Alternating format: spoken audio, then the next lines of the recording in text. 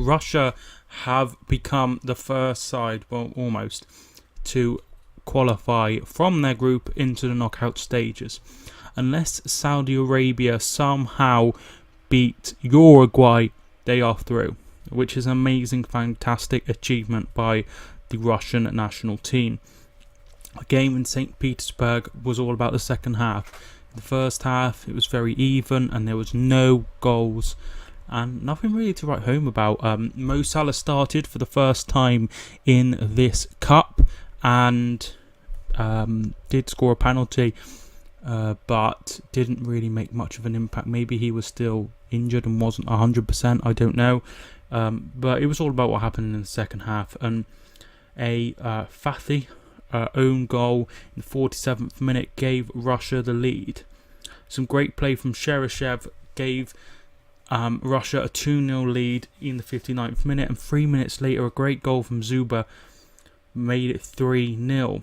It was at this stage that Egypt made a few changes. Sobi Kamon, who has signed for Huddersfield, and Mo Salah was brought down in first of all in the just outside the box, but it carried on into the penalty and it was given as a penalty.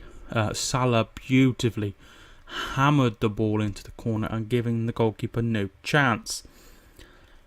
Russia put some players on that were more defensively minded and managed to really see the game out. No problem whatsoever. This is a really big achievement by Russia. Nobody was expecting them to get out of the group. I don't think. I was on my predictions.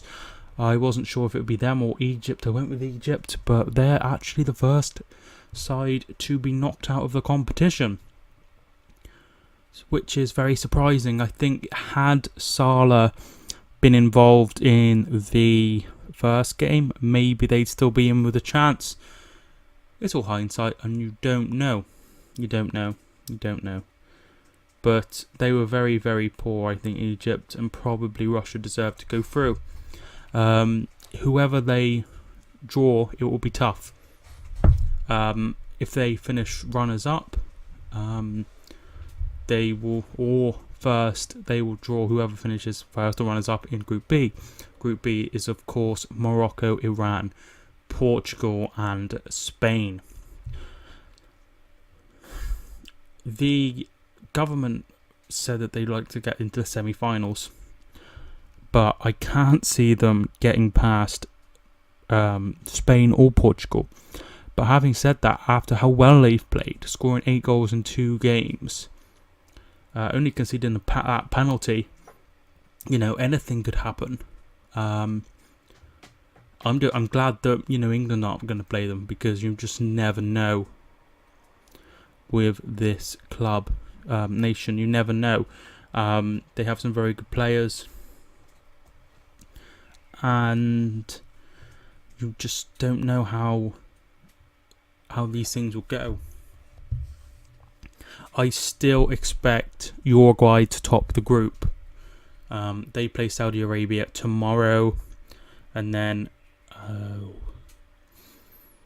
next week they play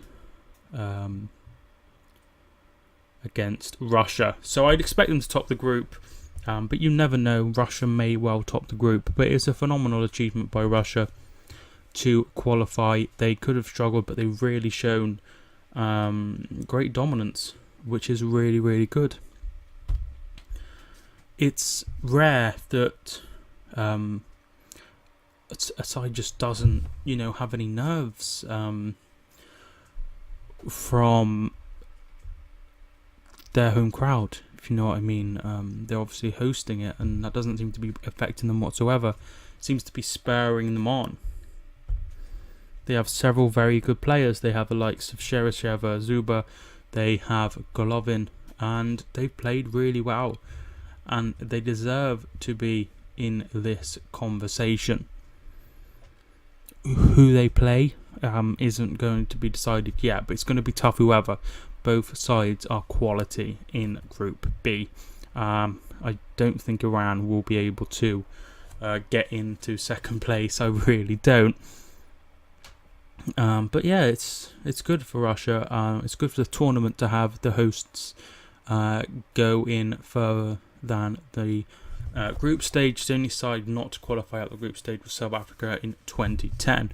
All of the others have done so, and I think it's good for the tournament to have Russia still in it. You know, the further they get, the more hype becomes around it in that country, and that is something that is really important, having a great big build up. They seem really behind the team, they really do. They are really supporting the Russian side, and it's great to see. I hope that, you know, they can at least get, you know, make it interesting against Portugal or Spain. It's going to be so tough for them to get anywhere near them because they are so good. But, you know, it's a knockout competition, and anything can happen in a knockout competition. You saw, you know, Roma in the Champions League overcome that 4-1 deficit to beat Barcelona. Wigan beat Manchester City in the FA Cup. Bristol City beat Manchester United in the League Cup. So anything can happen. Obviously, there's been a few shocks here and there. Not major shocks, but a little, you know, surprises. Like Mexico beating Germany. Iceland getting something against Argentina. So shocks galore. There's also not been a single 0-0 draw yet, which is fantastic and great for the viewer. That doesn't necessarily mean there's been any boring games. There's been a couple, but at least there's been goals and action. And, you know, best of luck to Russia in their next game against Uruguay, and then in the knockout stages. I've probably noticed I haven't been covering every game like I planned to. That's because I just simply don't have time. Sometimes there's just nothing to talk about, and that is what it is. Sometimes there's just nothing to say, and, you know, there's only so many hours in a day, but I will try to cover as much as I can. Thank you so much for watching this video. If you're new, hit that subscribe button. Thank you so much for watching. I am Mike, and I will see you soon.